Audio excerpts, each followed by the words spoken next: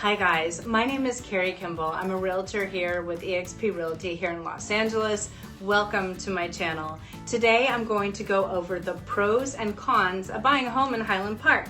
But before I begin, if you'd like to receive more videos like this, hit subscribe and hit the bell and you'll be notified every time I have a new video. And if you like this video, give it a thumbs up. That always helps. So without further ado, the pros and cons of buying a home in Highland Park. If you're from LA, you undoubtedly know the area of Highland Park. Highland Park has been a heavily gentrifying neighborhood for some time now, and it's maintained some of its old school cool, and it's sprouted up new offerings to satisfy the funky, the foodie, and the vinyl lovers.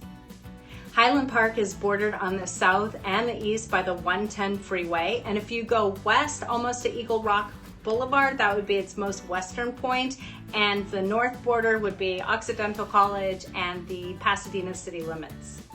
So Highland Park is a great neighborhood for wannabe homeowners that are priced out of Silverlake or Glendale or Pasadena. Two streets to know in Highland Park are York Boulevard and Figueroa, also known as Fig. So if you stroll down Fig, you're going to be surrounded by trees, taquerias, and historical landmarks. You have Chicken Boy, the Highland Theater, also the Highland Bowl. That was built in 1927, has its original lanes. The chandeliers are made out of sawed-off pin holders. That's so cool. And it's a great place to hang out. And if you're going down York Boulevard, I gotta give a shout out to the York, because that's my favorite place. That is where my boyfriend and I had our first blind date, and so far it's working out pretty well.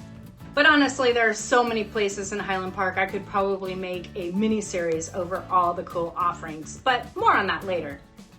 Pro number one has got to be my favorite, and that is the architecture. In Highland Park, you have every popular style from the 1880s to the 1940s. So you have Queen Anne, you have Tudor, you have Spanish Revival, and of course, Craftsman. That is a craftsman's paradise. So a con is Highland Park has historical zoning. That's HPOZ. Now there are actually pros and cons to that, but that's in another video. But you want to make sure when you're purchasing your home, if you're planning to modify it, that you're able to make all the modifications. Another pro to buying in Highland Park is that some of the lots are really large. And I know a lot of people who have built ADUs, that's an accessory dwelling unit, so that adds value to the property and also helps pay the mortgage. But again, check with the city. A con to that is parking. Parking is difficult at times in Highland Park, so if you're going to build an ADU, assuming that you're approved by the city and you're gonna lose a parking spot, keep that in mind. Parking in Highland Park can be tricky. Here's another pro. I really like this one because I like food. I love the offerings of Highland Park. The restaurants and the bars. So you have Hippo, you have ETA, Greyhound Bar and Grill, you have the York. Donut Friend is super good. And depending on where you're located, you may not even need an Uber. And if you are a mid-century modern fanatic, forget about it. Sunbeam Vintage is where it's at. You will be in heaven decorating your home. The cons to this would be the parking situation. Again, parking can be difficult. When you have an area that's so hip and everybody wants to come to it, parking can be difficult. Here's another pro for you.